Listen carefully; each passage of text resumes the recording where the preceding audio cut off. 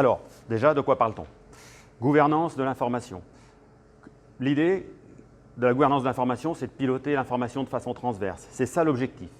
L'idée ultime, c'est derrière tout ça, c'est aussi de valoriser notre information et de la partager du mieux possible dans l'entreprise.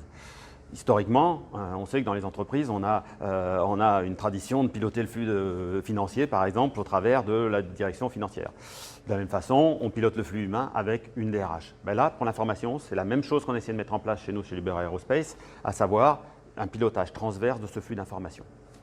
Alors après, comment ça se décline? Comment on travaille là-dessus? Alors, première chose à faire, c'est de cartographier nos informations. Quels sont nos actifs stratégiques dans l'entreprise, notamment pour savoir mieux les protéger, pour pouvoir respecter nos contraintes normatives et réglementaires en termes d'archivage, pour pouvoir respecter nos contraintes vis-à-vis du RGPD et les droits locaux par rapport à la protection des données.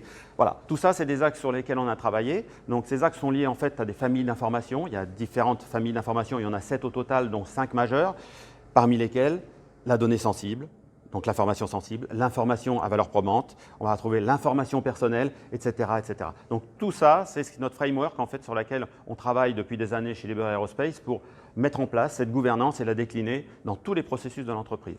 Alors après, quand on parle sécurité des systèmes d'information, on ne peut pas parler de protection d'information sans parler de protection des systèmes qui contiennent cette information. Voilà. D'où le rôle de RSSI que j'incarne aussi dans l'entreprise. On doit protéger nos systèmes et les informations qui la contiennent du mieux possible.